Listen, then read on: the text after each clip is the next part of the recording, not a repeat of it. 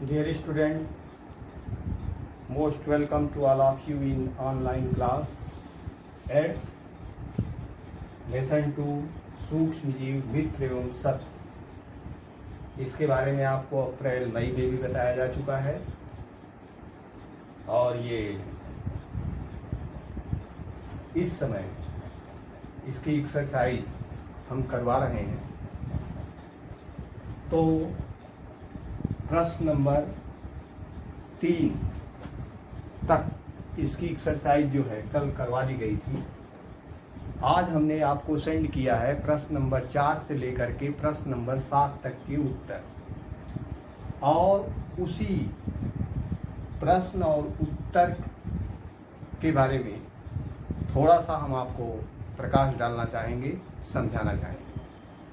तो जिसमें question number 4 है कि क्या सूक्ष्म जीव बिना यंत्र की सहायता से देखे जा सकते हैं, और यदि नहीं तो वे कैसे देखे जा सकते हैं। तो आप सभी जानते हैं कि माइक्रो ऑर्गेनिक सूक्ष्म जीव इतने छोटे होते हैं कि उन्हें नंगी आंखों से देखना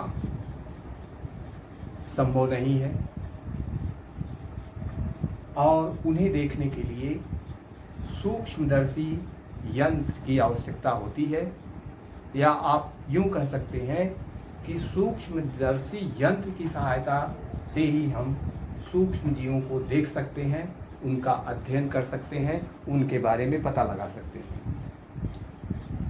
कुछ फंगस फफूंदी ब्रेड पर उगाते हैं और वे इतने छोटे होते हैं कि उन्हें मैग्नीफाइंग ग्लास या सूक्ष्मदर्शी की सहायता से ही देखा जा सकता है। और इसके बाद नेक्स्ट क्वेश्चन है, सूक्ष्म जीवों के मुख्य वर्ग कौन कौन से हैं।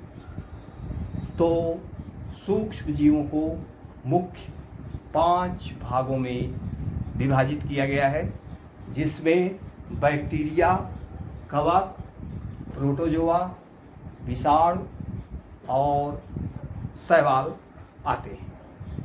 तो जिसमें पहला बैक्टीरिया है, यह एक कोशिक रोग फैलाने वाला सूक्ष्म जीव है।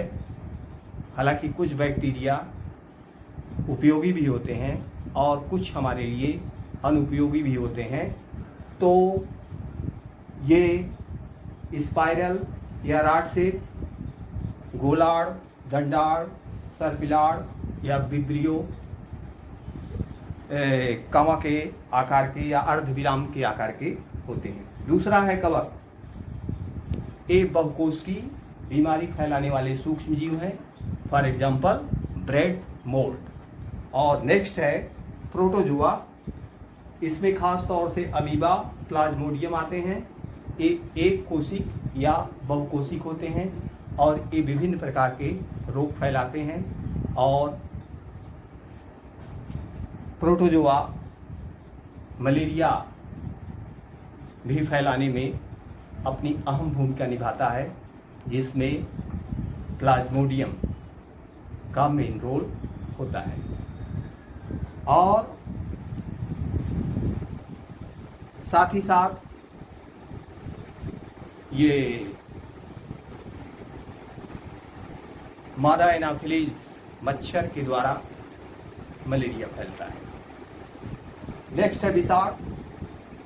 विषाणु से चेचक, एड्स और विभिन्न प्रकार के रोग, और जैसा इस समय का वातावरण चल रहा है, कोरोना वायरस से आप सभी परिचित ही हैं, उसके बारे में तो आपको ज़्यादा समझाना नहीं है।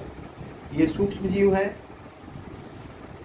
विषाणु की अपनी एक विशेषता होती है कि ये किसी पोषी या जीव या सजीव के शरीर के अंदर पहुंच करके विकसित होना शुरू कर देते हैं और फिर वहीं से अपनी संख्या वृद्धि करते हैं। और नेक्स्ट है शैवाल, ये बहुकोशिक प्रकाश संश्लेषी जीव हैं और इनका शरीर जड़, तना तथा पत्तियों में विभाजित नहीं होता है, जैसे स्पाइरोगायरा एंड क्लेमाइडोमोनास। और नेक्स्ट क्वेश्चन है, वायुमंडलीय नाइट्रोजन का मिट्टी में स्थिरीकरण करने वाले सूक्ष्म जीवों के नाम लिखिए। तो इसके आंसर में राइजोबियम और कुछ नीले हरे शैवाल जो वायुमंडल की मुक्त नाइट्रोजन को कन्वर्ट कर देते हैं नाइट्रेट में, और इस तरीके से पौधे प्रोटीन संश्लेषण में और नाइट्रोजन का उपयोग करने में सक्षम होते हैं। तो ये जो है नीले हरे शैवाल और राइजोबियम ये वायुमंडल की नाइट्रोजन को नाइट्रेट में बदलने का कार्य करते हैं, जिससे उसका उपयोग पौधे आसानी से कर सकते हैं। और आज के डेट का लास्ट क्वेश्चन नंबर 7 कि सूक्ष्म जीवों के उपयोगिता के बारे में आप 10 लाइन लिखिए। तो सूक्ष्म जीव डियर स्टूडेंट हमारे लिए अगर अनुपयोगी भी हैं, हानिकारक हैं, तो साथ ही साथ वे लाभदायक भी हैं।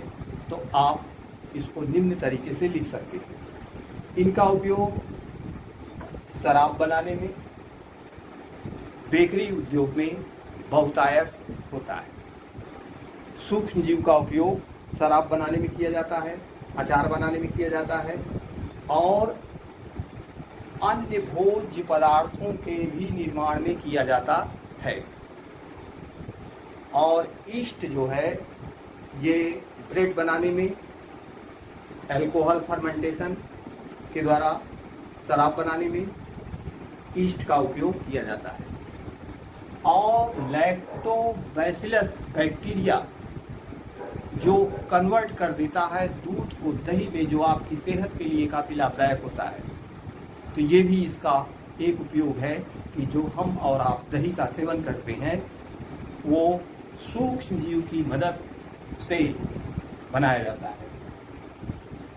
और राइजोबियम के बारे में आप जानते ही हैं कि राइजोबियम जो है ये दाल वाली फसलों की जड़ों की गांठों में पाया जाता है, और ये वायुमंडल की नाइट्रोजन को नाइट्रेट में बदलने की अपनी अहम भूमिका निभाता है, जिसके कारण पौधे वायुमंडल की नाइट्रोजन का समुचित और सही ढंग से उपयोग कर सकते हैं। That's all, next tomorrow.